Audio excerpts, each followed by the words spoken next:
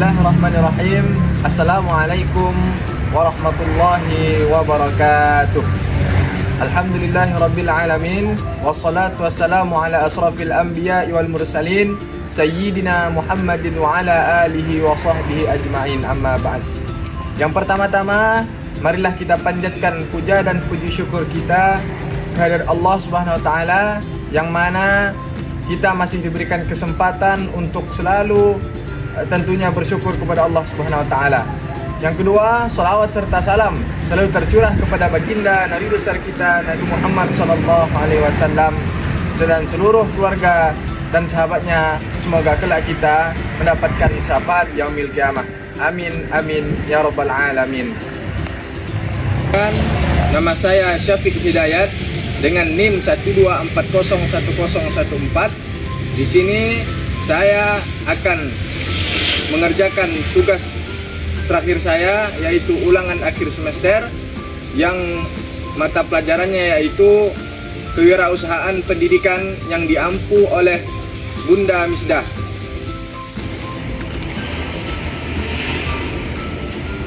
Baiklah, pada kesempatan kali ini saya yang sudah saya jelaskan, yaitu untuk mengerjakan tugas terakhir saya ulangan akhir semester ini pada semester 3 ini, yaitu akan menjawab beberapa soal yang insya Allah sebisa saya akan menjawab langsung. Semoga dengan jawaban saya ini memudahkan kawan-kawan untuk memahami soal, butir-butiran soal yang diberikan oleh dosen pengampu mata kuliah ini, yaitu masuk ke soal pertama, yaitu yang berbunyi, jelaskan oleh saudara urgensi pendidikan kewirausahaan dalam bentuk kemandirian peserta didik. Yaitu soal ini memerintahkan bahwa urgensi pendidikan kewirausahaan dalam membentuk kemandirian peserta didik.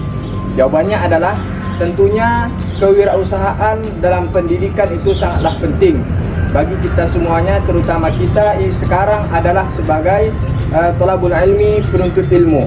Sebelum kita terjun ke dunia kewirausahaan ataupun dari kawan-kawan semuanya yang ingin juga bercita-cita membuka usaha, tentu tak kalah pentingnya kita belajar terlebih dahulu dalam bagaimana kita membangun usaha kita, bagaimana supaya usaha ini yang telah kita buat ini tidak sia-sia, melalui pembelajaran kewirausahaan ini tentunya kita tahu bahwa di dalam kewirausahaan itu ada yang namanya entrepreneur, ada namanya istilah dengan ATM, amati, tiru, modifikasi, yang tentunya itu adalah nantinya sebagai bekal kita dalam mempelajari kewirausahaan pendidikan.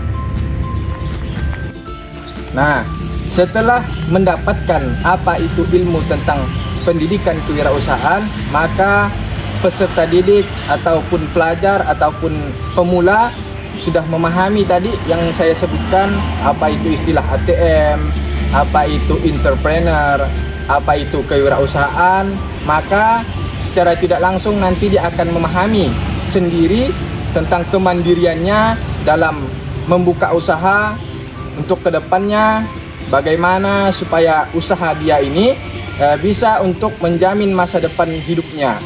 Maka daripada itu, setelah dapat teori tadi, setelah mempelajari ilmu tentang kewirausahaan, maka akan lebih mudah seorang peserta didik ataupun seorang pemula dalam kemandiriannya membuka usaha. Setelah dia amati apa itu pekerjaan, apa itu usaha tersebut, maka dia akan tiru bagaimana usaha tersebut lancar, bagaimana usaha tersebut bisa menarik perhatian orang, dan apabila usaha tersebut sudah banyak, maka usaha tersebut ia modifikasi sebagaimana rupanya, sedemikian rupa yang supaya untuk menarik perhatian orang lain. Nah, dengan demikian peserta didik itu nantinya dapat mandiri, dapat berdiri sendiri, tentunya tidak terlalu bergantung kepada orang lain, yang mana peserta didik sudah mampu untuk menghadapi masa depan selanjutnya dalam membuka usaha sebagai entrepreneur. Oke, baiklah. Soal yang selanjutnya yaitu soal nomor 2, itu adalah sebutkan 4 dari 12 strategi pembelajaran kewirausahaan yang paling efektif menurut saudara dengan mengungkapkan beberapa alasan yang tepat. Nah, apa 4 strategi tersebut?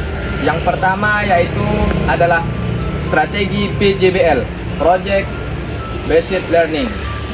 Project Based Learning ini itu adalah tentunya sangat efektif bagi peserta didik dalam belajar bagaimana merancang proyek untuk belajar dalam membuka usaha.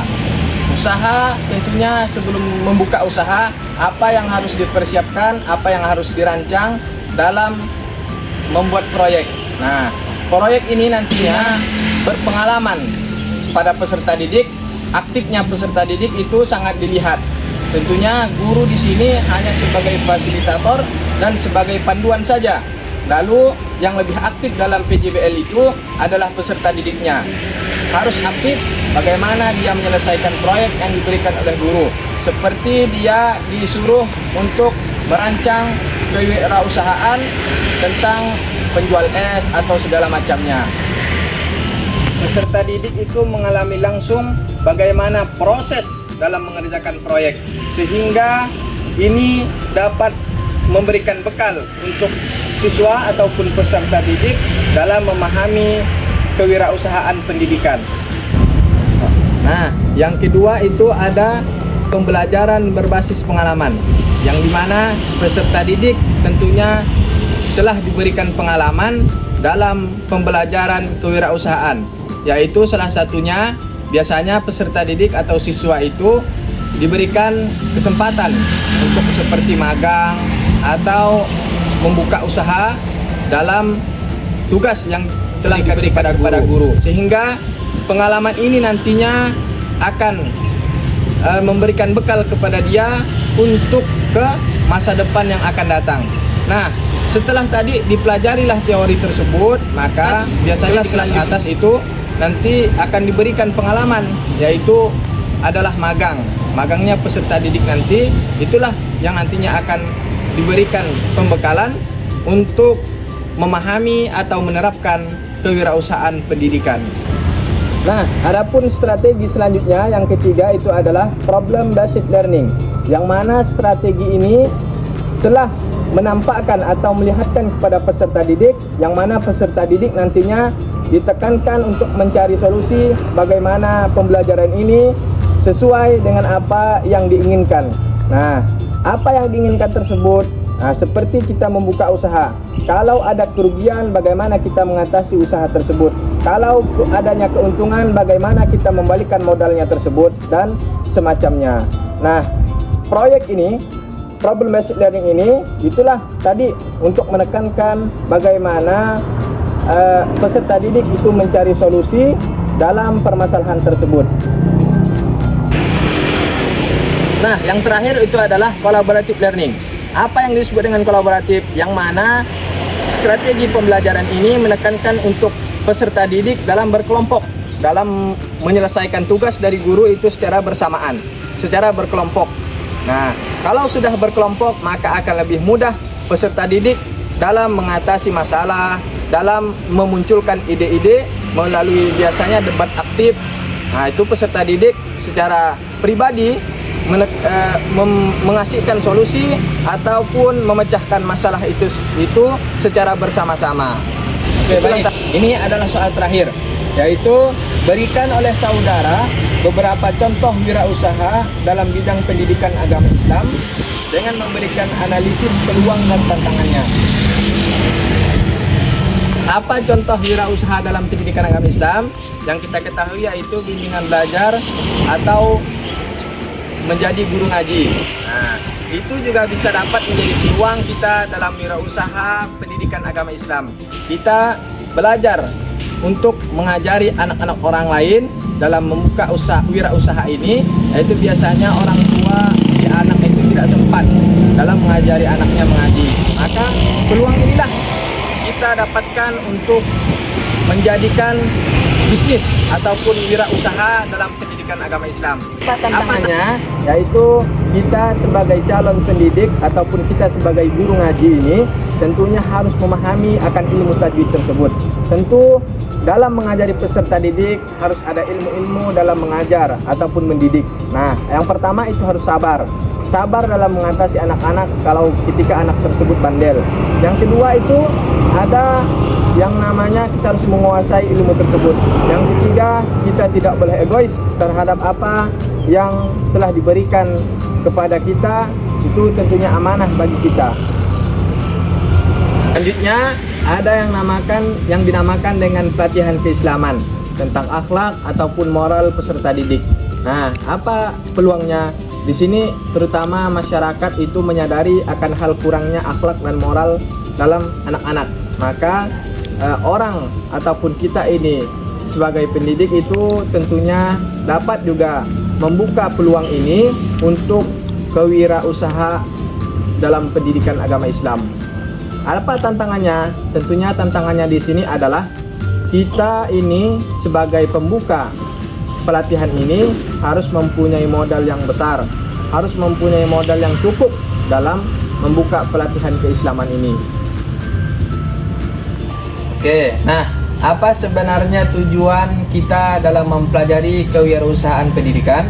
Terutama kita nantinya akan mudah dalam mengelola usaha kita dalam bidang kewirausahaan ini, itu nantinya akan lebih kreatif, inovatif, dan mandiri dalam membuka peluang usaha kita, yaitu kita tentunya tidak lagi bergantung kepada orang lain. Apa harapan kita setelah mempelajari kewirausahaan pendidikan?